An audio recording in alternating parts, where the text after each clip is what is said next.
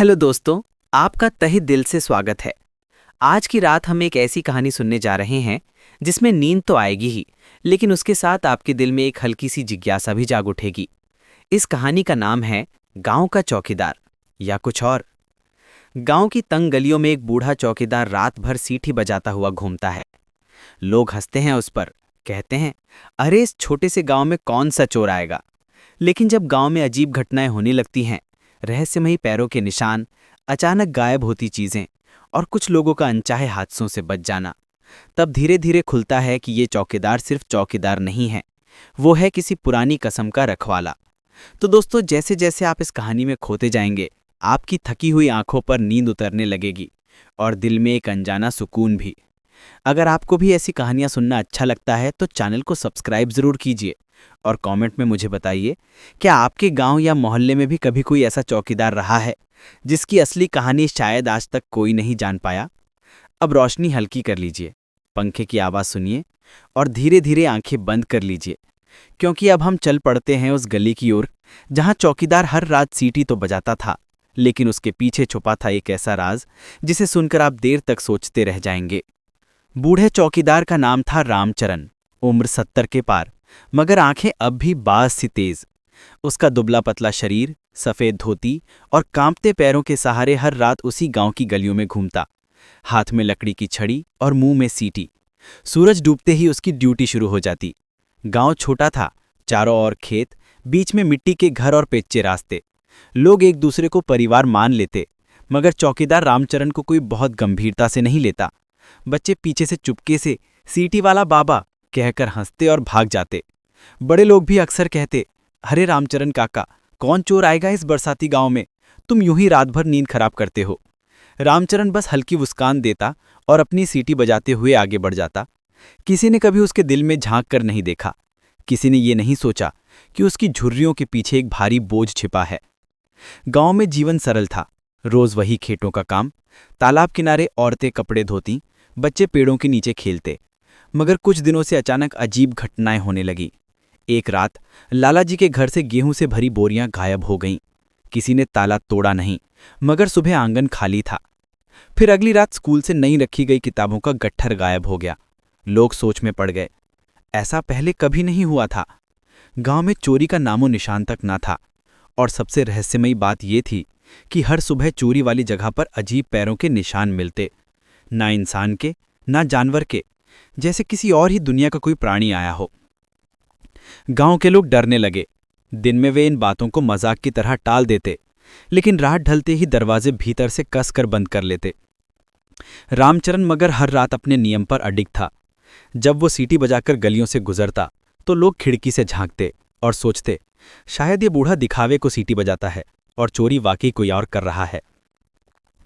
एक रात बच्चन नामक शरारती लड़का अपने दोस्तों से बोला, चलो देखते हैं ये सीटी वाला बाबा करता क्या है।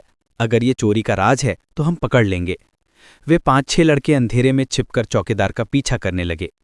रामचरण पहले तो सामान्य लगा, वही छड़ी वही सीटी, पर जैसे ही घड़ी ने आधी रात का घंटा बजाया, उसने तालाब की दिशा में पगडंडी पकड़ी।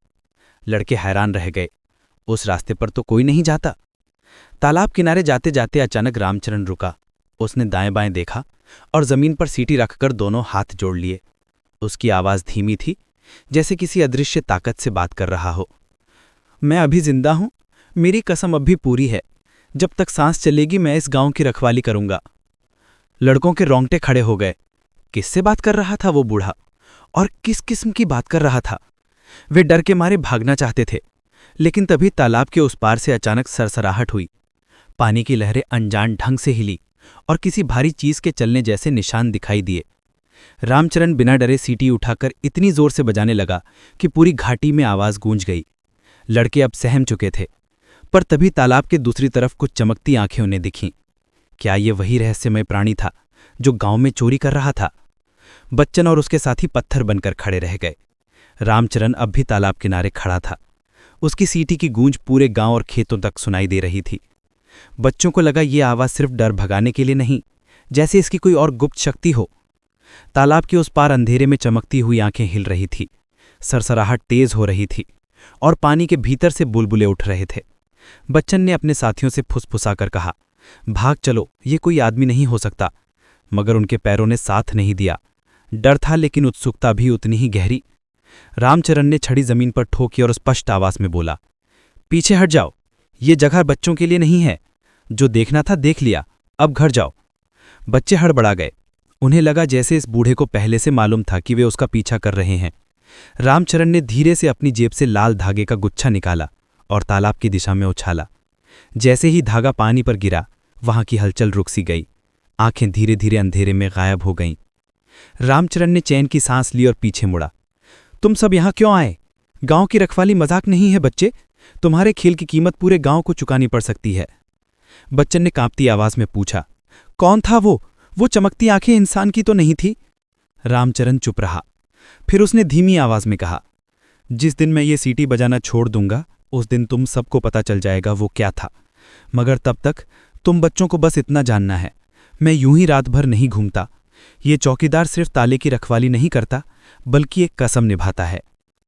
बच्चन और बाकी बच्चे फिर भी नहीं समझ पाए। गांव लौटते वक्त उनमें से हर कोई डरा और उलझन में था। अगली सुबह गांव में हड़कंप मच गया।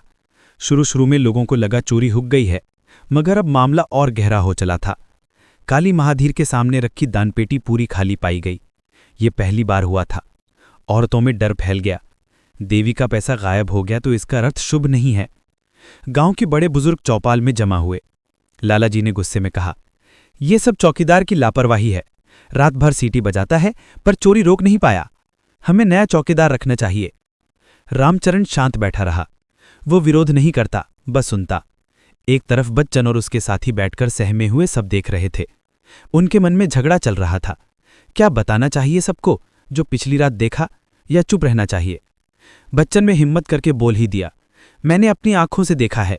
चोरी करने वाला इंसान नहीं था, तालाब से आया था। उसकी आंखें आग की तरह चमक रही थीं। गांव में सन्नाटा छा गया। फिर ठहाके गूंज उठे। अरे पगले बच्चे, भूत प्रेत की कहानियां मत सुनाओ। कोई जानवर होगा, भूखा होगा तो आ गया होगा। बच्चन शर्मिंदा हो गया। उसने रामचरण की तरफ देखा, शायद वो उसका साथ देगा। रामचरण ने बस हल्की आवाज में कहा, बच्चा गलत नहीं कह रहा। अब चौपाल में हलचल मच गई। पंडित जी ने गंभीर होकर पूछा, तुम्हारा मतलब? रामचरण ने सभी की आंखों में देखा। उसकी आवाज भारी थी। ये चोरी आदमी की नहीं है, ये उस चीज की है जिससे हम सबका पुराना नाता है, और पुराना डर भी। लोग हकबका गए। क्या कहना चाहते हो? रामचरण ने वही कहा जिसे कहने से वो बरसों से बचता रहा था। कई साल पहले जब मैं जवान था, तब गांव पर एक आफत टूटी थी। तालाब के भीतर कुछ पनपा था, ना इंसान ना कोई जानवर। एक अदृश्य प्राणी जो हमारी फसलें, हमारे जानवर और कभी कभी हमारे लोग तक उठा ले जाता था। उस वक्त गांव के बुजुर्गों ने कसम खाई थी कि जब तक सांस चलेगी, कोई ना कोई चौकीदार इस गांव की रातों का पहरा देगा। वो प्राणी सीटी की आवाज से डरता है, लाल धागे से रुकता है। तभी से मैं हर रात ये ड्यूटी निभा रहा हूं। चकित चेहरों में खुसुर पुसुर शुरू हो गई। कुछ लोग मान नहीं रहे थे। लालाजी चिढ़कर बोले, ये सब दिमागी वहम है। अगर वाकई ऐसा कुछ होता तो हमें भी दिखता। रामचरण धीमे स्वर में बोला, दिखेगा अगर मेरी रात की चौकीदारी बंद हो गई, फिर तुम्हें विश्वास हो जाएगा, पर शायद तब तक देर हो चुकी होगी। गांव बट गया, आधा असहमत और आधा सहमत। रामचरण पर विश्वास करता, आधा उसे पागल बूढ़ा कहकर हंसता। इसी बहस के बीच एक और घटना हो गई। गांव के मास्टर जी की बेटी छोटी मुनिया अचानक गायब हो गई। सुबह घर से स्कूल के लिए निकली थी, लेकिन रास्ते से लापता। कोई सुराग नहीं, बस खेत के किनारे जमीन पर वही अजीब पैरों के निशान। अब लोग बुरी तरह डर गए। गांव वालों की भीड़ चौपाल में जमा थी। बच्चे रो रहे थे, औरतों की आंखों में आंसू। रामचरण ने छड़ी कसकर पकड़ी और बोला, मैं कह रहा था ना, जिसको तुम मजाक समझ रहे थे वो अब तुम सबके सामने है। अगर वक्त रहते कदम नहीं उठाए तो अगली बारी किसी और की होगी। भीड़ से आवाज आई, तो करो ना कुछ, तुम ही बताओ ये कैसे रुकेगा? रामचरण की आंखें गहरी हो गईं। ये काम आसान नहीं है। इस गांव के लोग भूल चुके हैं कि पीढ़ियों पहले हमने क्या वचन लिया था। उस वचन को निभाना होगा, वरना ये प्राणी हमें एक एक करके निगल जाएगा। बच्चन आगे बढ़ा। उसकी आंखों में डर तो था पर हिम्मत भी। बाबा, आप बताओ हमें क्या करना होगा? अगर सचमुच ये कसम है तो हम भी आपके साथ हैं। रामचरण ने उसे गौर से देखा। ये वही बच्चा था जिसने कल रात तालाब के किनारे उसका राज देखा था। तुम्हारी उम्र छोटी है बच्चन, मगर दिल बड़ा है। पर याद रखना, एक बार इस रास्ते पर चल पड़े तो पीछे लौटना आसान नहीं होगा। बच्चन बोला, हम पीछे नहीं हटेंगे। अगर गांव की जान इस पर टिकी है तो हमें भी साथ देना चाहिए। गांव के कुछ और लड़के लड़कियां भी बच्चन के साथ खड़े हो गए। धीरे धीरे 4-5 आदमी भी साथ देने को तैयार हुए। रामचरण ने महसूस किया वर्षों बाद कोई उसकी बात पर यकीन कर रहा है।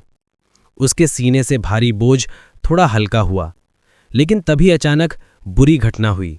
तालाब की दिशा से अचानक तेज हवा चली, जैसे तूफान की आहट। आसमान में कौवे अजीब तरीके से काँव काँव करने लगे और गांव में मुनिया की मां चीखती हुई दौड़ती आई।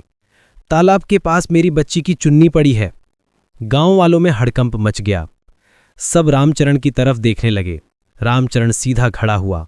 उसकी झुकी कमर में भी उस वक्त अजनबी ताकत आ गई। उसने कहा, आज रात असली इम्तिहान है। अगर हमने मिलकर सामना किया तो मुनिया बच जाएगी, नहीं तो ये प्राणी उसे भी ले जाएगा। तैयार रहो। उसकी आंखों की चमक में भय भी था और उम्मीद भी। गांव की जिंदगी अब बदल चुकी थी। ये अब महज चोरी का मामला नहीं रहा। ये तो एक पुराने शाप और अदृश्य खतरनाक ताकत की लड़ाई बनने वाली थी। रामचरण इस बार बिल्कुल अलग दिखाई दे रहा था। उसकी आंखें तेज चमक रही थीं। चेहरा डर से भरा होने के बजाय दृढ़ संकल्प से सख्त हो चुका था। चौपाल में बैठे सभी लोग उसकी बातें सुन रहे थे। मुनिया की मां अपने माथे को पीट पीट कर रो रही थी। मेरी बच्ची को बचा लो काका, तुम ही कुछ करो। बच्चन आगे बढ़ा और बोला, हम बाबा के साथ चलेंगे, चाहे जो भी हो। रामचरण ने गहरी सांस ली और कहा, ठीक है, मगर ये रास्ता आसान नहीं है। जिस प्राणी का सामना करना है उससे आदमी की ताकत नहीं, दिल की सच्चाई और वचन की मजबूती काम आती है। अगर तुम्हारे मन में डर भारी हो गया तो वो प्राणी उसी डर से ताकत लेगा और तुम्हें हरा देगा। बच्चन और उसके साथी एक दूसरे का हाथ कसकर पकड़कर बोले, हम पीछे नहीं हटेंगे। गांव के कुछ जवान भी आगे आ खड़े हुए। कुल मिलाकर 7-8 लोग, कुछ डरे कुछ संकल्पित, रामचरण के साथ तालाब की ओर चल पड़े। गांव का बाकी हिस्सा खिड़कियों से झांकता रहा। औरतें दीवारों से लगकर रो रही थीं। बच्चे अपनी माओं की गोदी में सिमटे हुए थे। सबकी निगाहें उस टोली पर टिकी थी जो तालाब की ओर अंधेरे में जा रही थी। रास्ता शांत नहीं था। जैसे जैसे वे लोग तालाब के पास जाते, हवा भारी होने लगी। पेड़ों की डालियां बिना कारण सरसरातीं। दूर कहीं सियार रोते और रात का अंधेरा और गाढ़ा होता चला गया। बच्चन ने घबराकर पूछा, बाबा, अगर उस प्राणी ने हमला कर दिया तो हम क्या करेंगे? हमारे पास तो सिर्फ डंडे हैं। रामचरण ने अपनी झुर्रीदार जेब से एक छोटा सा पोटली निकाली। उसमें वही लाल धागे थे। उसने सबके हाथों में एक एक बांधते हुए कहा, ये धागा पुराने आशीर्वाद का है। जब तक ये हाथ में है तुम्हें कोई करीब से छू नहीं पाएगा और मैं सीटी बजाता रहूंगा। उसकी आवाज ही उस प्राणी को रोकती है। बच्चन ने धागा अपनी कलाई पर गांठ दिया और थोड़ा साहस भीतर महसूस किया। तालाब नजदीक आता जा रहा था। हल्की धुंध चारों ओर फैली थी। पानी स्थिर था, मगर उसमें अजीब सी गंध उठ रही थी, जैसे कोई पुराना कुआं सड़ गया हो। रामचरण ने कदम बढ़ाते हुए कहा, अब सब ध्यान रखो, कोई चिल्लाए तो भागना नहीं। यही उस प्राणी की चाल है, डर फैलाकर सबको भागने पर मजबूर करना। बस मेरे साथ नजरें टिकाए रखना।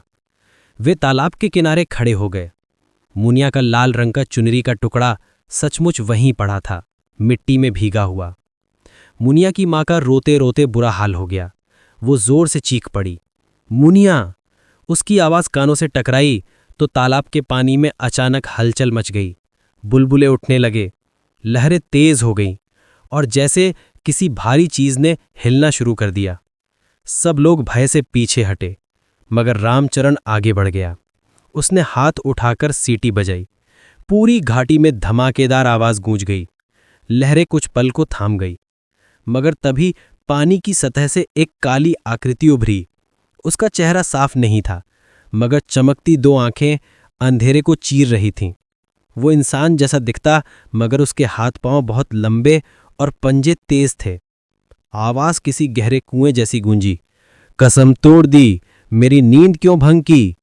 टोली के लोग डरकर चिल्ला उठे, ये बोलता भी है। रामचरण ने छड़ी ऊंची उठाई और कहा, तेरी नींद कभी बंद नहीं हुई थी। तूने हमारे गांव पर बार बार हाथ डाला है, मगर आज हम तुझसे सामना करने आए हैं। बच्ची को छोड़ दे। काली आकृति ने गर्जना की, तुम्हारी कसम की मियाद खत्म हो चुकी है। नया पहरा चाहिए।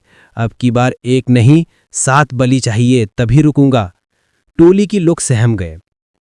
बलि? उनका खून जम गया। मगर रामचरण पीछे नहीं हटा। वो आगे बढ़ा और सीटी इतना जोर से बजाई कि प्राणी कुछ पल के लिए उलझ गया। पानी में हलचल और तेज हो गई। बच्चन ने साहस जुटाकर प्राणी को पत्थर मारा। पत्थर उसकी छाया जैसी देह से टकराकर पानी में गिर गया, मगर इससे उस प्राणी की दहाड़ और तेज हो गई। गरीब बच्चों की हिम्मत! वो गुर्राया, तुम्हें ताकत नहीं मगर डर ज्यादा है। वही मेरा खाना है। एक एक कर बाहें बढ़ी जैसे किसी को पकड़ने आ रहा था। गांव के लोग घबराकर पीछे हटने लगे, मगर बच्चन ने पुनः छड़ी कसकर उठाई और कहा, नहीं, अगर ये डर से ताकत लेता है तो हम डरेंगे ही नहीं। रामचरण ने उसकी तरफ गर्व से देखा और जोर जोर से सीटी बजाते हुए बाकी लोगों से बोला, डरो मत। सब एक आवाज में बोलो, हम गांव को नहीं छोड़ेंगे। सब ने हिम्मत जुटाकर चिल्लाया, हम गांव को नहीं छोड़ेंगे। आवाजों का शोर घाटी में गूंज उठा। प्राणी एक पल को ठिठक गया, जैसे उसकी शक्ति कमजोर पड़ रही हो। उसकी आंखों की चमक हल्की होने लगी। रामचरण ने मौका देखा और लाल धागा तालाब की दिशा में फेंका। धागा हवा में घूमा और जैसे ही पानी को छुआ, प्राणी की चीख निकल गई। उसके हाथ पीछे हट गए और धीरे धीरे वो पानी में समाने लगा। तालाब फिर शांत हो गया। लोग राहत की सांस लेने लगे, मगर अचानक बच्चन चिल्लाया, देखो मुनिया! सचमुच किनारे पर गीली मिट्टी में सिकुड़ी सी बेहोशी में पड़ी मुनिया दिखाई दी। उसकी मां दौड़कर उसे गले लगा ली। बच्ची जीवित थी, बस बेहद थकी और सहमी हुई। गांव वालों की आंखों में आंसू आ गए। सब रामचरण के पैरों पर गिर पड़े। बाबा, हमें माफ कर दो। हमने तुम्हें मजाक समझा। तुम्हारे बिना तो गांव कब का खत्म हो गया होता। रामचरण ने बस हाथ उठाकर कहा, मैं मजाक नहीं, कसम निभा रहा हूं। मगर अब क्या? आगे भी तुम सब उस कसम को निभाने को तैयार हो? लोग चुप हो गए। तालाब दोबारा शांत दिख रहा था, मगर हवा में अब भी डर बाकी था, क्योंकि सभी समझ गए थे कि प्राणी पूरी तरह गया नहीं है। ये तो बस शुरुआती लड़ाई थी। रामचरण की आंखें दूर आसमान पर टिकी। उसके चेहरे पर उदासी थी। वो जानता था असली संघर्ष तो अभी बाकी है। रामचरण उस रात तालाब से लौटते समय चुप था। बाकी सब लोग मुनिया की सकुशल वापसी पर खुश थे, लेकिन उसकी आंखों में चिंता और गहरी हो गई थी। गांव के लोग उसके इर्द गिर्द जमा होकर बार बार धन्यवाद देते, पैरों को छूते। कोई कहता, आप तो देवता से कम नहीं। कोई कहता, हमने आपको बेकार माना, आज तो जान बचा ली। मगर रामचरण सिर्फ हल्की मुस्कान देकर चुपचाप आगे बढ़ता रहा। सुबह होते होते पूरा गांव जाग उठा। चौपाल पर भीड़ थी। सब जानना चाहते थे कि रात को क्या हुआ और असलियत क्या है।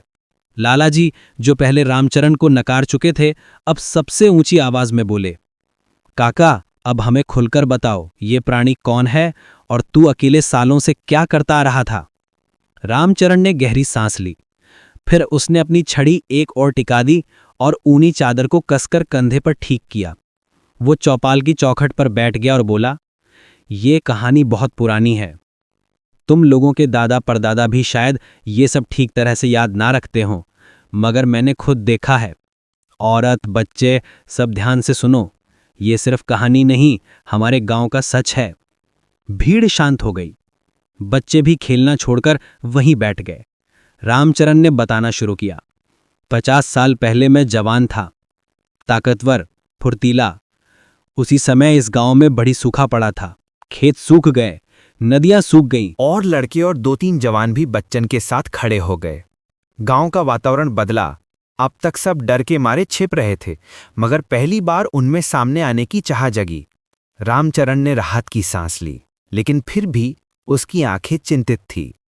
उसने धीमी आवाज में कहा, तुम्हारा उत्साह अच्छा है, मगर अभी असली परीक्षा बाकी है। कल रात प्राणी ने बलि की बात की थी, उसका मतलब है वो और हमला करेगा, और इस बार सिर्फ खोई चीजें या चुन्नी नहीं छोड़ जाएगा। वो हमारे बीच से 7 लोगों को चाहता है।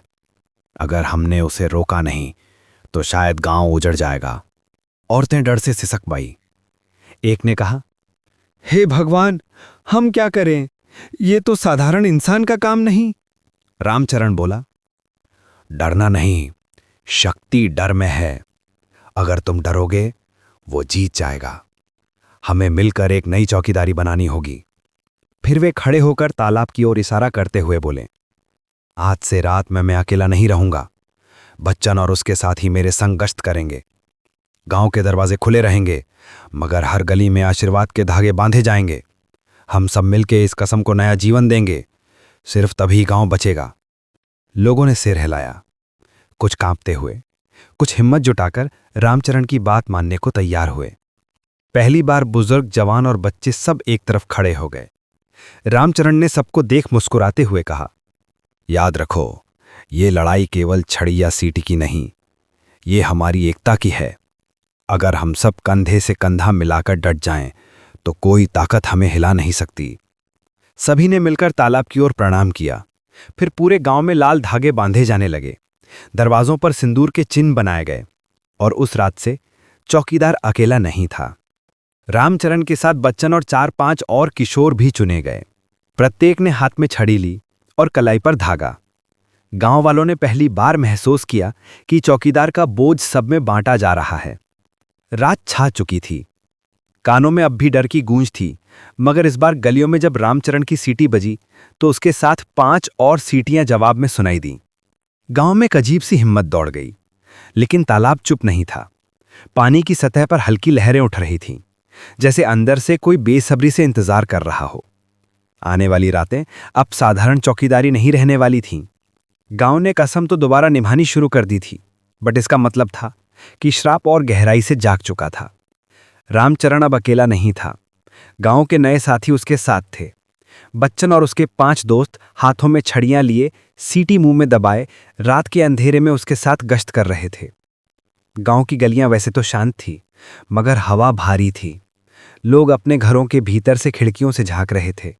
हर दरवाजे पर लाल धागे बंधे हुए थे, हर कोनी में सिंदूर के छोटे छोटे निशान, मगर भय फिर भी दीवारों के भीतर सरसराता रहा। रामचरण आगे बढ़ते हुए बोला, याद रखो बच्चों, डर मत दिखाना, सीटी लगातार बजाते रहना। आवाज जितनी गूंजेगी उतनी ही वो ताकत कमजोर पड़ेगी। बच्चन ने सिर हिलाया और अपने दोस्तों की तरफ देखा। सबने होठों पर सीटी थामा, और पहली बार रात की पहरेदारी में सचमुच सैनिकों जैसा साहस महसूस किया। पहली आधी रात शांति से बीत गई। कहीं कोई हलचल ना हुई। लोग सोचने लगे, शायद आज सब ठीक रह जाएगा। लेकिन जैसे ही घड़ी ने 2 पर ठोकर मारा, तालाब की दिशा से अचानक ठंडी हवा का झोंका उठा। अंधेरे में कौवे एक साथ होड़ पड़े। रामचरण ने छड़ी जमीन पर ठोकी। आ रहा है, सभी तैयार? तालाब के पास पहुंचते ही दृश्य बदल गया। पानी तमतमाने लगा, लहरें बिना हवा उठने लगीं। कहीं नहीं कोई आदमी, मगर माहौल भर उठा अजीब सी चीख से, जैसे किसी ने धरती के भीतर से चिल्लाकर सारे गांव को हिला दिया हो। बच्चन कांपा, लेकिन सीटी बजाता रहा। उसके साथियों ने भी अपने डर पर काबू रखकर आवाज हवा में उठाई। तभी पानी के बीच से वो प्राणी प्रकट हुआ, इस बार और बड़ा और खौफनाक।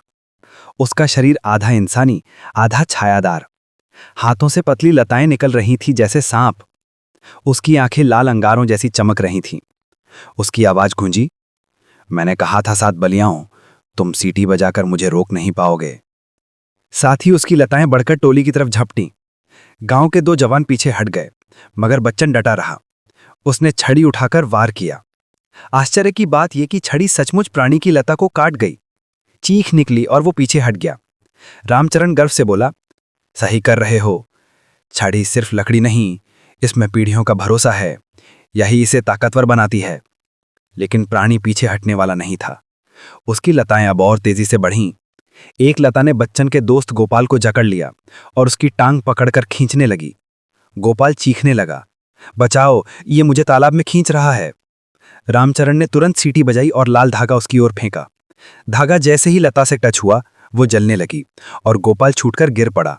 उसने कांपते हुए धागे को और कसकर थाम लिया। देखा, रामचरण चिल्लाया, कभी कसम और एकता को कमजोर मत पड़ने देना, यही हमारी असली शक्ति है। अब प्राणी ने और बड़ा रूप ले लिया। उसका शरीर पानी से बाहर निकलकर आधा सूखी जमीन पर फैल गया। उसने दहाड़ते हुए कहा, तुम सब बच्चों को आगे कर रहे हो, बुजुर्ग कायर मुझे धोखा नहीं दे सकते। आज रात कोई ना कोई मेरा शिकार होगा। लोग कांपे, कुछ जवान भागने लगे, मगर बच्चन ने चीख कर कहा, काफी भागे हम सब, अब नहीं, ये हमारा गांव है और हम लड़ेंगे। उसकी जोरदार सीटी ने जैसे भागते हुए जवानों के पैरों को रोक दिया। रामचरण ने महसूस किया कि बच्चन की आवाज अब सीटी के बराबर ताकतवर हो रही है। उसने सोचा, शायद यही लड़का मेरा आगे का वारिस है। प्राणी अब गुस्से में और हिंसक हो गया। उसने पानी का तालाब का पानी उठाकर उछाल दिया। तेज लहरें सबकी तरफ बढ़ी, मानो डुबा ले जाएंगी। रामचरण ने जोर से चिल्लाकर कहा, मंत्र की तरह सब मिलकर एक साथ सीटी बजाओ। और अचानक पूरी टोली ने अपनी अपनी सीटी होठों पर रख दी। एक आवाज नहीं, 6 आवाजें एक साथ गूंजी। आवाज इतनी गहरी थी कि तालाब की लहरें वहीं थम गईं। प्राणी पीछे छिटक गया। उसकी आंखों की आग कमजोर पड़ने लगी। नहीं, ये संभव नहीं, वो गुर्राया। मगर ठीक उसी वक्त उसने चालाकी से पीछे से हमला किया। उसकी लंबी लताओं में से एक ने सबसे छोटे साथी सोनू को जकड़ लिया और हवा में उठा लिया। सोनू चीख रहा था, बाबा बचाओ। टोली घबराई। रामचरण ने अपना लाल धागा ऊंचा उठाकर फेंका, पर इस बार प्राणी ने लता हटाकर धागे को जला दिया। चिंगारियां उठीं। ये देखकर गांव वाले दहशत में चिल्ला उठे। रामचरण समझ गया, ये पहली भिड़ंत इतनी आसान नहीं। ये प्राणी अब पहले से कहीं ज्यादा ताकतवर हो चुका है। उसे बचाना ही होगा। वो गरजा। बच्चन आगे बढ़ा। उसने अपनी टांगे कमर तक पानी में डाल दी और छड़ी से लता पर वार करता हुआ सोनू तक पहुंचा। पूरी ताकत से छड़ी घुमाकर उसने सोनू को छुड़ा लिया। सोनू जमीन पर गिरा, कांपता हुआ मगर जिंदा। टोली ने राहत की सांस ली, लेकिन प्राणी ने चीख मारी और पूरा तालाब का पानी उफान मारकर ऊपर उठ गया। गांव वाले चीखते हुए बोले, ये तो सब डुबा देगा। रामचरण ने गर्जना की, कसम को याद करो। सभी साथियों ने जोर से सीटी बजाई। इस बार पूरा गांव भी खिड़कियों से चिल्लाने लगा, हम नहीं डरेंगे। गांव की संयुक्त आवाज, सीटियों की गूंज और छड़ियों के वार से तालाब की लहरें वहीं थम गईं। प्राणी दर्द से चीखकर पानी में वापस जा गिरा। तालाब फिर शांत हुआ, मगर सब जानते थे ये जीत सिर्फ अस्थायी थी। रामचरण ने छड़ी पर हाथ टिकाते हुए धीरे से कहा, ये हार कर नहीं भागा, बस और ताकत जुटाने गया है। अगली बार और भयंकर हमला होगा। सबके चेहरों पर डर था, मगर जहां डर था वहीं आत्मविश्वास भी जन्म ले चुका था। पहली बार बच्चन और उसके साथियों ने महसूस किया कि वे सचमुच चौकीदारी निभा रहे हैं। गांव वाला हर कोई समझ गया, अब की रात से ये लड़ाई एक गांव बनाम श्राप है और असली जंग अभी शुरू हुई है। रामचरण अब समझ चुका था कि ये लड़ाई अकेले उसके बूढ़े कंधों पर टिके रहना संभव नहीं। पिछली रात के संघर्ष ने साफ कर दिया था कि वो प्राणी पहले से कहीं ज्यादा ताकतवर हो गया है। सुबह होते ही उसने बच्चन और उसके 5 दोस्तों, साथ ही गांव के 2 जवानों को बुलाया। वे सब थके हुए थे, हाथों में खरोंचें थीं, मगर आंखों में अब भी जोश भरा हुआ था।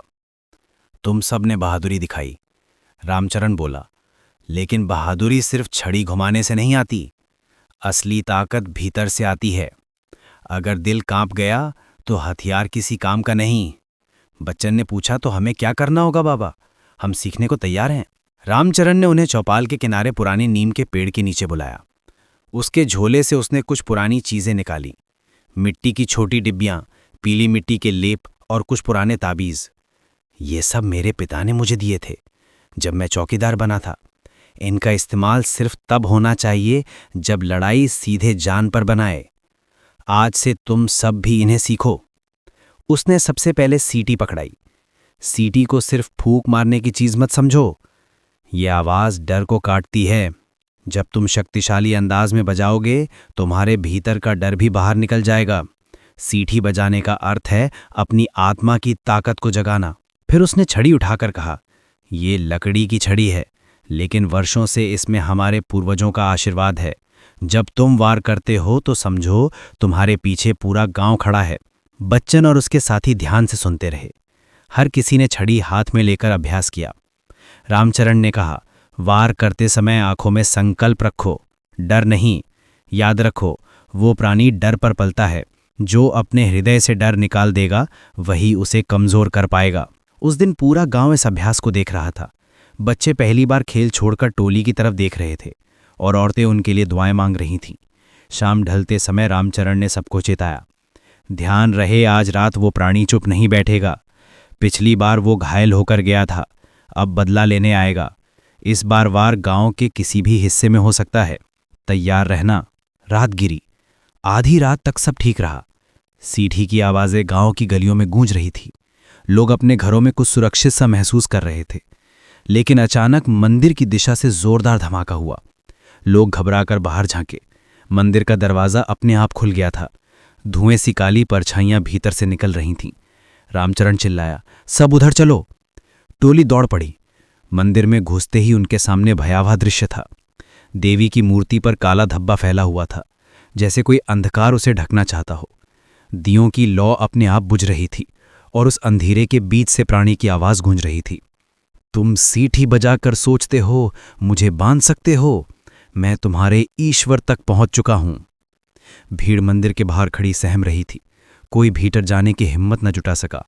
बच्चन के दोस्त ने कांपते हुए कहा, अब क्या करें बाबा, ये तो मंदिर में घुस गया।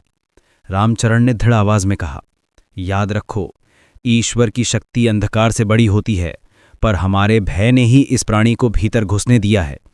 अब हमें मिलकर उसे बाहर निकालना होगा। सबने सीटी होंठों पर रखकर एक साथ बजाई।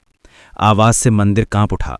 काले धब्बे का फैलाव कुछ थमा, पर प्राणी ने चीख कर सोनू पर हमला बोला। एक लंबी काली परछाई ने सोनू की गर्दन लपेट ली। वो हाँफने लगा। बच्चन आगे बढ़ा। उसने छड़ी से 30 वार किया। छड़ी मानो चिंगारी छोड़ पड़ी। परछाई चटक कर टूटी और सोनू गिर पड़ा। लोगों की भीड़ ने हैरानी से देखा। बच्चन की छड़ी सचमुच चमक रही थी। रामचरण गर्व से बोला, यही है असली कसम की ताकत। जब तुम दिल से गांव के लिए लड़ो तो छड़ी में खुद रोशनी आ जाती है। लेकिन प्राणी अब भयानक हो उठा। उसने मंदिर की छत हिलानी शुरू कर दी। पत्थर टूट टूट कर नीचे गिरने लगे। लोग चीखने लगे, मंदिर गिर जाएगा। रामचरण ने तुरंत लाल धागे सबको पकड़ाए। सबने मिलकर मंदिर की वेदी के चारों ओर घेरा बनाया और धागा बांध दिया। प्राणी जोर जोर से टकराता रहा, मगर धागों की आभा से आगे ना बढ़ पाया। उसकी आवाज गूंजी, ये लड़ाई अभी खत्म नहीं। हर बार तुम सोचते हो जीत गए, मगर मैं फिर लौटूंगा, अगली बार और ताकत से। काली धुन धीरे धीरे पीछे हट गई। मंदिर में दिए दोबारा जल उठे। मूर्ति पर चमक लौटाई। गांव वाले खुशी से नारे लगाने लगे, जय। उनकी आंखों में डर कम और सम्मान ज्यादा था। बच्चन और उसके साथी घायल थे, मगर उन्होंने सीना चौड़ा किया। उन्हें पहली बार एहसास हुआ कि ये चौकीदारी अब सचमुच उनके खून में बस चुकी है। रामचरण ने लेकिन शांति से कहा, याद रखो, ये जीत सिर्फ एक पड़ाव है। प्राणी अभी गया नहीं, कल वो फिर आएगा और शायद और भी भयानक रूप लेकर। हमें और मजबूत बनना होगा। गांव वाले अब उसकी हर बात मानने को तैयार थे। उन्होंने पहली बार महसूस किया कि चौकीदार सिर्फ रात का पहरेदार नहीं, बल्कि सच में गांव का रखवाला है। बच्चन ने अपनी छड़ी को देखते हुए मन ही मन प्रण किया, जब तक सांस है ये लड़ाई मैं भी छोड़ूंगा नहीं। रात बीत गई। तालाब पर हल्की धुंध अब भी थी और पानी के भीतर किसी गहरी ताकत की हलचल महसूस की जा सकती थी। ये युद्ध अब सचमुच खल चुका था, पूर्ण रूप से, और हर किसी को मालूम था सबसे खतरनाक हमला अब बाकी था। रामचरण और उसकी नई टोली ने लगातार 3 रातें गांव की पहरेदारी की, लेकिन छठे दिन फसल कटाई का समय आ चुका था। खेत सुनहरी गेहूं और हरी सब्जियों से भरे थे। किसान खुश थे कि ये साल अब भूखे पेट नहीं जाने वाला। सुबह सुबह औरतें खेतों में गीत गातीं, बच्चे पगडंडियों पर खेलते। लगता था मानो सारे डर किसी कोने में सिमट गए हों। मगर रामचरण जानता था कि ये शांति तूफान से पहले की चुप्पी है। उस रात उसने सबको बुलाकर कहा, ध्यान रखो, प्राणी सिर्फ मंदिर या तालाब तक सीमित नहीं, उसकी असली भूख हमारी फसलें और हमारे बच्चे हैं। आज रात खीटों का पहरा देना होगा। अगर उसने फसलों पर हाथ डाल दिया तो पूरे गांव का पेट खाली हो जाएगा, और अगर बच्चों को ले गया तो गांव की आत्मा ही मर जाएगी। गांव वाले घबरा गए। कईयों ने कहा, बूढ़े काका खेत खुले में हैं, वहां कैसे पहरा देंगे। रामचरण ने दृढ़ आवाज में कहा, डर से कुछ नहीं होता। सब मिलकर खेतों के चारों ओर लाल धागों की परिधि बनाओ और मैं और टोली वहीं रात बिताएंगे। जो चाहे हमारे साथ खड़ा रहे। लोग पहले हिचके, मगर बच्चन और उसके साथी आगे बढ़े। फिर धीरे धीरे और जवान भी जुटे। इस बार सिर्फ चौकीदारों की ही नहीं, पूरे गांव की जिम्मेदारी थी। रात उतर आई। खेतों के चारों ओर लोग मशाल लेकर खड़े हो गए। लाल धागों की लंबी लंबी डोरियां बांध दी गईं ताकि खेत को एक घेरे की तरह सुरक्षित किया जा सके। बच्चे अपने घरों में सुरक्षित थे, मगर उनकी हंसी खेल के बिना गांव और गंभीर लग रहा था। आधी रात तक सब शांत रहा। हवा में केवल झिंगुरों की आवाजें। लोग सोचने लगे शायद आज प्राणी नहीं आएगा, मगर तभी अचानक खेतों की मेड़ों पर कुछ हलचल हुई। पहले तो सबको लगा कोई जानवर होगा, लेकिन जब अंधेरे में वही लाल सी चमकती आंखें दिखीं, सबके रोंगटे खड़े हो गए। रामचरण ने सीटी बजाई। आवाज चारों ओर गूंज उठी, पर इस बार एक नहीं, कई परछाइयां खेतों में उतर आईं। हर फसल की कतार में एक एक काली आकृति झूम रही थी। ऐसा लग रहा था जैसे प्राणी अकेला नहीं, अपने और भी रूपों को ले आया है। लोगों ने दहशत में चिल्लाना शुरू कर दिया, ये तो कई हैं। मशालें कांपने लगीं। रामचरण गरजा, डरो मत, ये सब उसका छलावा है। असल में वो एक ही है, लेकिन हमारे डर से कई रूप ले रहा है। जितना डरोगे उतने रूप बढ़ेंगे। लेकिन डर को रोकना आसान नहीं था। अलाव के पास बैठी कुछ औरतें चीख पड़ीं जब देखा कि उनके पीछे से भी वैसी ही परछाई उठ रही हैं। बच्चन ने छड़ी उठाई और जमीन पर जोर से मारी, फिर चिल्लाया, ये सब नकली है। सब लोग अपनी आंखें बंद करो और सीटी बजाओ। गांव वाले उसकी आवाज पर भरोसा कर बैठे। सबने एक साथ आंखें मूंदी और सीटी बजाई। तुरंत ही दर्जनों काली आकृतियां धुएं की तरह हवा में घुल गईं। लेकिन तभी असली प्राणी प्रकट हो गया। इस बार खेतों के बीच से उसकी एक लंबी छाया उठी। उसका शरीर गेहूं से भी ऊंचा हो गया।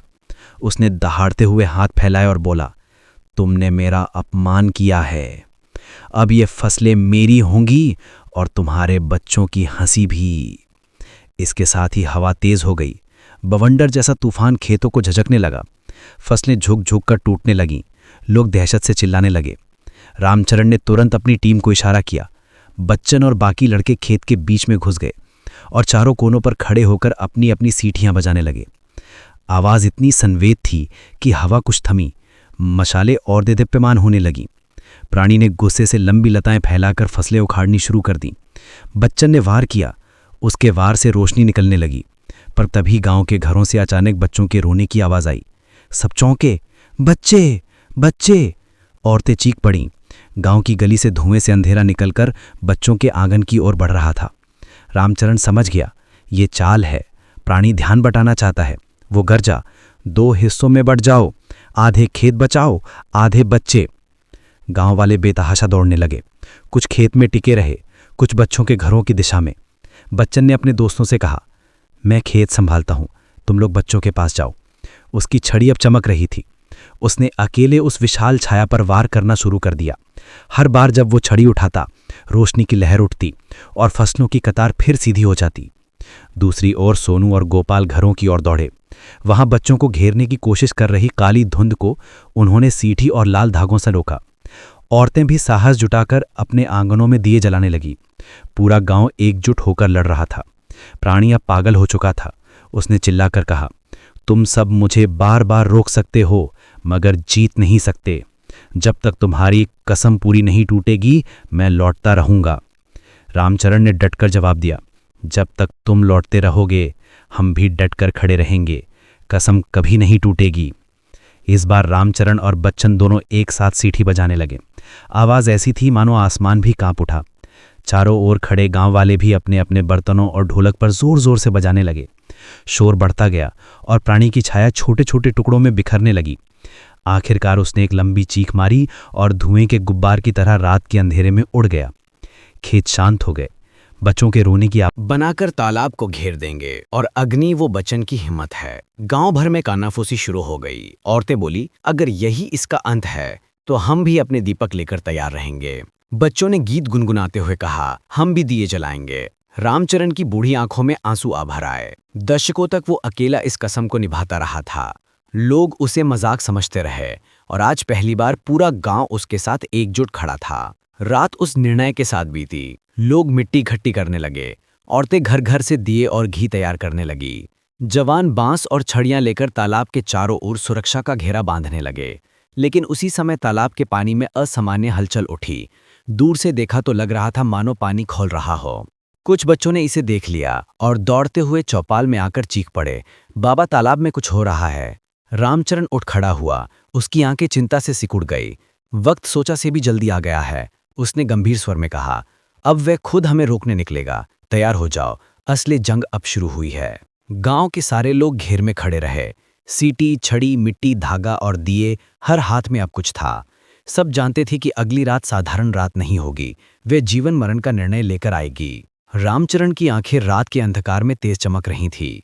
वह और उसकी टोली हर सालों की मेहनत और शपथ के बाद आज उस जगह खड़े थे जहां प्राणी का असली घर था। तालाब का अंधकारमय गर्भ। बच्चन, गोपाल, सोनू और बाकी साथी भी दिल थामे खड़े थे। उनके हाथों में लाल धागे और छड़ियां थी। मिट्टी का घेरा चारों तरफ घिरा था और दियों की मंद रोशनी पानी के ऊपर झिलमिला रही थी। रामचरण ने धीमी आवाज में कहा, अब जो देखोगे उससे डरना नहीं। हमें उस दैत्य की असली पहचान करनी है और उसी के खिलाफ आखिरी जंग लड़नी है। याद रहे, कोई पग पीछे मत हटेगा। सबने सिर हिलाकर उसका संकल्प पाया। जैसे ही वे तालाब के किनारे उतरने लगे, पानी में हल्की हलचल हुई। अचानक तमाम काली छड़ियां पानी की सतह पर तैरने लगी। किसी अदृश्य ताकत ने उन्हें रोक दिया था। रामचरण आगे बढ़ा और जोर से सीटी बजाई। उसकी आवाज तालाब के अंदर गूंज उठी। पानी के भीतर से एक विशाल आकृति उभरी। उसका असली शरीर जलती हुई राख जैसा दिखाई दिया। उसकी आंखों की चमक डरावनी थी, मगर उस पर एक उदासी भी थी। तुम सब कौन हो जो मेरी नींद भंग करते हो? दैत्य की आवाज पानी से बाहर निकलकर हवा में गूंजने लगी। रामचरण ने जवाब दिया, हम हैं गांव के वंशज, जिन्होंने वचन दिया है कि इस प्राणी को मिटा देंगे। तुम जितनी भी ताकत जमा कर लो, हमारी कसम और हमारी हिम्मत उससे बड़ी है। दैत्य ने अपने विशाल शरीर को लपेटा और पानी में गहरा डुबकी लगाई। अचानक तालाब का पानी लाल रंग से भर गया। टोली घबराई, मगर रामचरण ने कहा, डरो मत, यही वक्त है मिट्टी और अग्नि की ताकत दिखाने का। उन्होंने मिट्टी की गुड़िया और ताबीज तालाब में डालने शुरू किए। बच्चे दियों को जलाते रहे और रामचरण ने जोर से सीटी बजाई। पानी के नीचे दैत्य ने घमंड से दहाड़ा, मगर धीरे धीरे उसकी छाया कमजोर पड़ने लगी। मिट्टी के गोले उसकी चमकती परतों पर छूटने लगे। अचानक पानी में से एक तेज लहर उठी और दैत्य की छाया गहरे जल में दबने लगी। रामचरण ने अपनी छड़ी से ठोकर कहा, अब अग्नि जला दो। बच्चन ने घी से भरे दीपक जलाए और तालाब के किनारे रखा। धीरे धीरे रोशनी फैलने लगी और दैत्य की छाया जलने लगी। उसने चीख मारी, तुमने मेरी नींद तोड़ दी, अब मेरी मौत होगी। तालाब के पानी में लाल सुनहरे रंग के जलते हुए अंगार फूट पड़े। दैत्य हिलते डुलते हुए धीरे धीरे गायब होने लगा। गांव की पूरी टोली औरतों, पुरुषों, बच्चों के साथ तालाब के किनारे खड़ी थी। उनकी धड़कनों ने तालाब की शक्ल पकड़ी और एक बार फिर गांव में एक नई सुबह आई। रामचरण ने अपने साथियों को देखा। आंखों में खुशी और थकान दोनों थी। ये जंग खत्म नहीं हुई, पर यह कसम अभी और मजबूत हो गई है। रामचरण और उसकी टोली ने तालाब की लड़ाई में एक महत्वपूर्ण जीत हासिल की थी।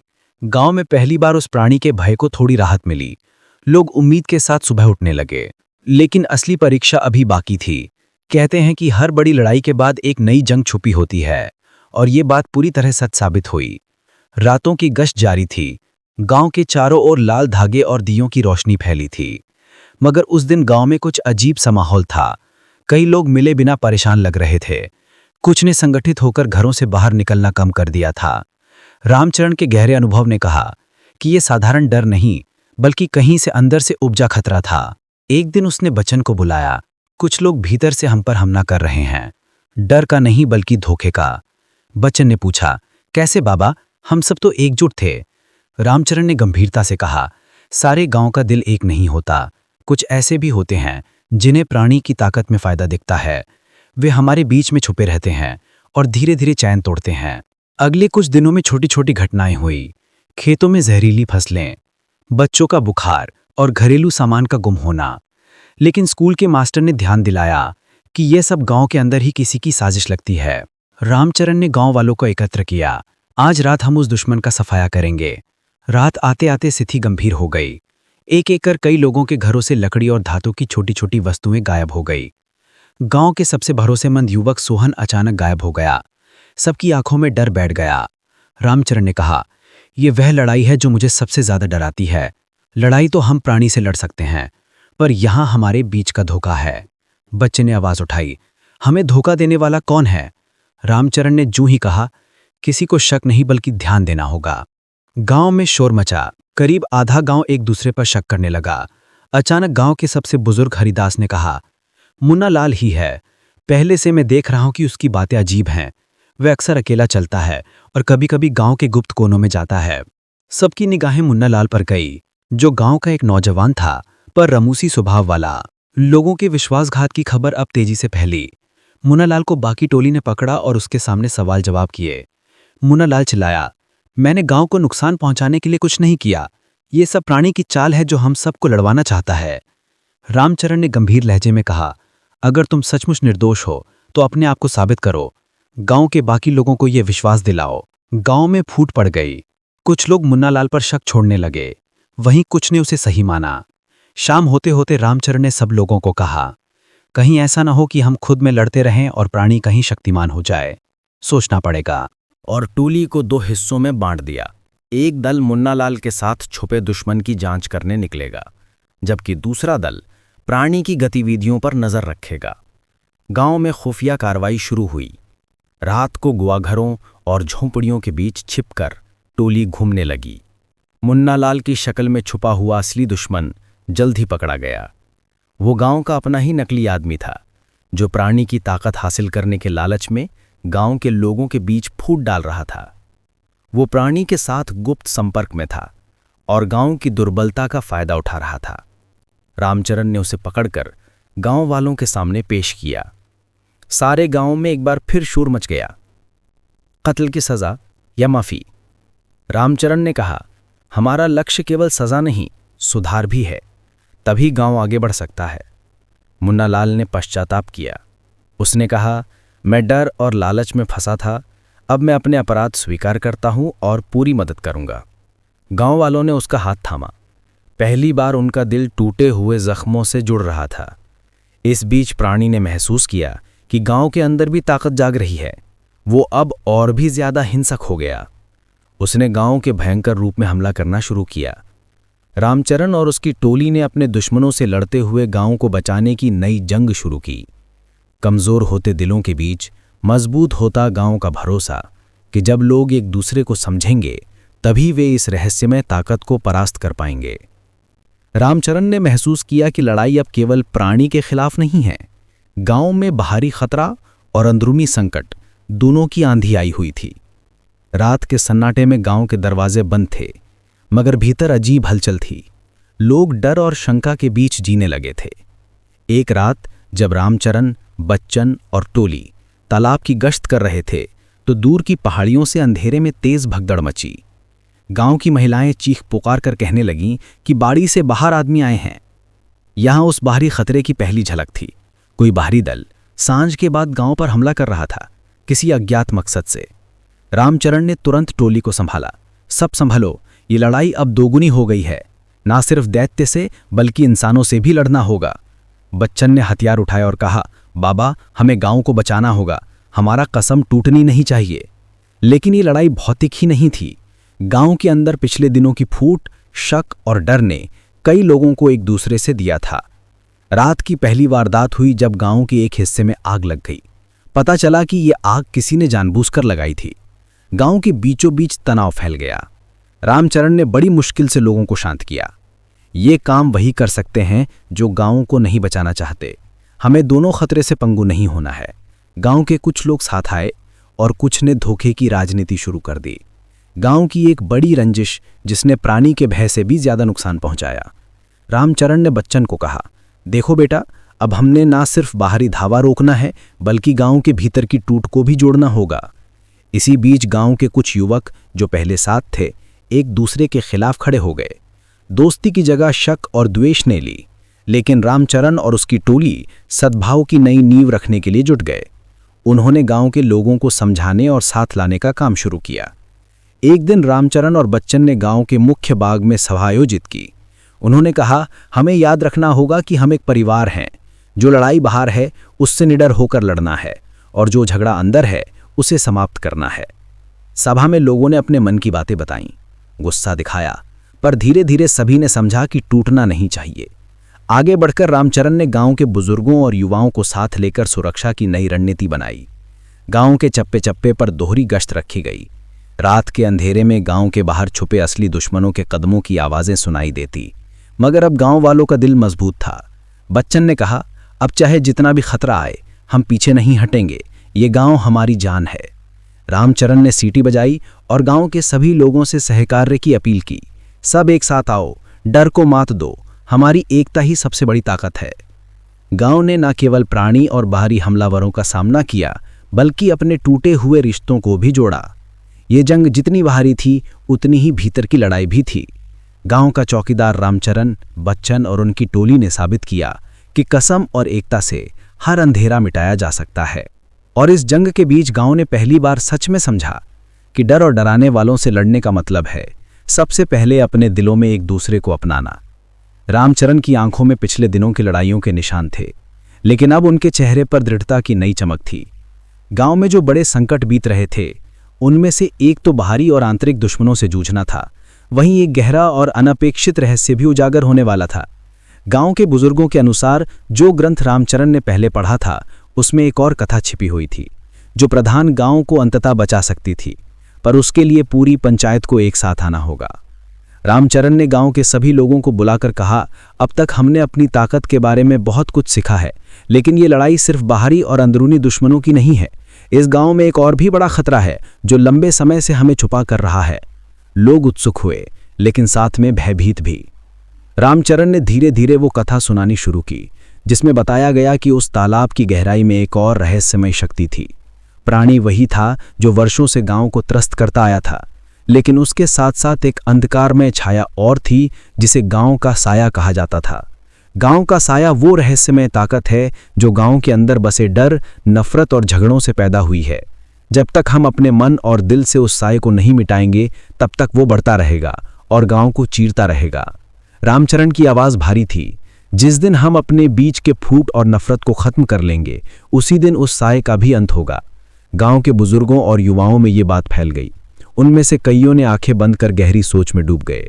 बच्चन ने पूछा, तो इसका मतलब है कि हम सिर्फ बाहरी दुश्मनों के नहीं, बल्कि अपने ही भय और मतभेदों से भी लड़ रहे हैं? रामचरण ने सिर हिलाया, बिल्कुल, और यही सबसे कठिन लड़ाई है बेटा। पहला युद्ध बाहरी प्राणी से है और दूसरा अंदरूनी साये से, जो अंततः दोनों की जीत तभी सुनिश्चित होगी जब हम एकजुट होंगे। गांव ने इस संदेश को गहराई से अपनाया। लड़ाइयों के बीच जब भी कोई फूट की आहट हुई, लोग रामचरण और बच्चन को याद दिलाते कि उन्हें डर और जंगली मतभेदों पर विजय पाना है। समय बीतता गया, मगर गांव में शांति अभी दूर थी। बाहरी हमले जारी थे और अंदरूनी टूट धीरे धीरे ठीक हो रही थी। लेकिन उस रात जब पूरा गांव दीपों से जगमगाया, गांव के किसी कोने में एक अनजान परछाई फिर से जाग उठी। रामचरण ने माथा पकड़कर कहा, तैयार रहो, यह आखिरी लड़ाई ही सच्ची जीत लेकर आएगी।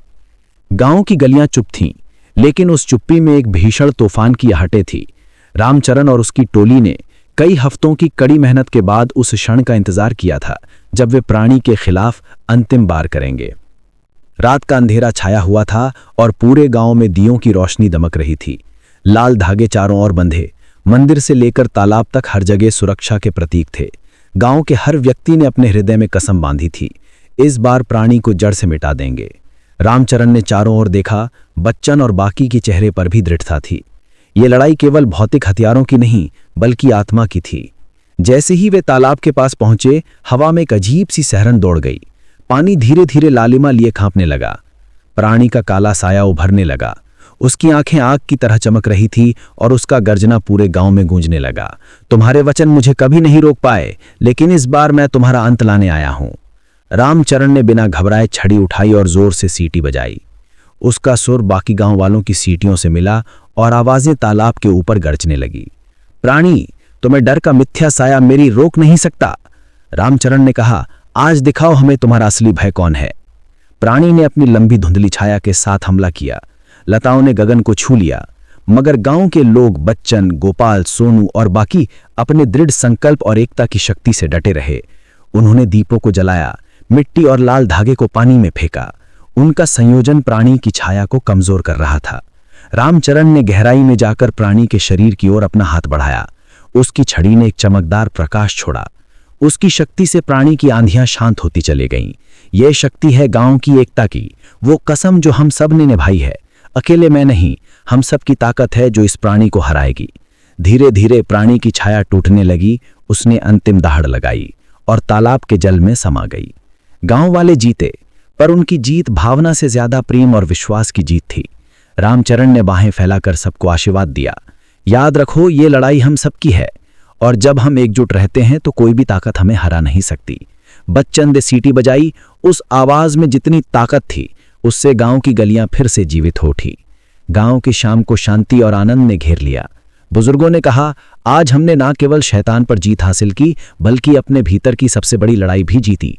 रामचरण ने मुस्कुराते हुए कहा, आइए हम सब मिलकर अपने गांव को एक परिवार बनाए रखें, ताकि भविष्य में कोई भी अंधेरा हमारी खुशियों को न छू सके। रामचरण की आंखों में अब एक चमक थी जो वर्षों की लड़ाइयों के बाद मिली थी। वो गांव के लोगों के बीच खड़ी इच्छा थी, और पूरा गांव एक बार फिर से खुशी और विश्वास से भर गया। गांव ने अपने अतीत के हर अंधकार और भय को पीछे छोड़ दिया था। तालाब की वो रहस्यमय छाया, प्राणी, आंतरिक दुश्मन, सब कुछ अब धीरे धीरे मिटता जा रहा था। लेकिन कहानी का असली अंत उस एकता में था जो गांव वालों ने पाया था। रामचरण ने अपनी छड़ी उठाई और कहा, देखो बच्चों, ये कहानी केवल एक लड़ाई की नहीं, बल्कि हमारी कसम, हमारी मेहनत और हमारी एकता की कहानी है। जब हम सब एकजुट होंगे तो कोई भी ताकत हमें हरा नहीं सकती। बच्चन ने मुस्कुरा दिया, हम सब ने मिलकर डर पर विजय पाई है। अब हमें और आने वाले लोगों को भी इस कसम को निभाना होगा। यही हमारे गांव की असली ताकत है। गांव के लोगों ने एक दूसरे का हाथ थामा। बुजुर्ग, महिलाएं, बच्चे, जवान, सब एक परिवार बन चुके थे। उन्होंने सीखा था कि अकेले कोई भी मुश्किल से पार नहीं पा सकता, लेकिन मिलकर वह हर तूफान का सामना कर सकते हैं। गांव के त्योहारों में अब एक नई रौनक थी। हर दिया, हर गीत, हर हंसी में एक कहानी थी। कहानी उस चौकीदार की जिसने गांव को बचाने की कसम खाई। रामचरण के चरणों में फूल बिछाए गए।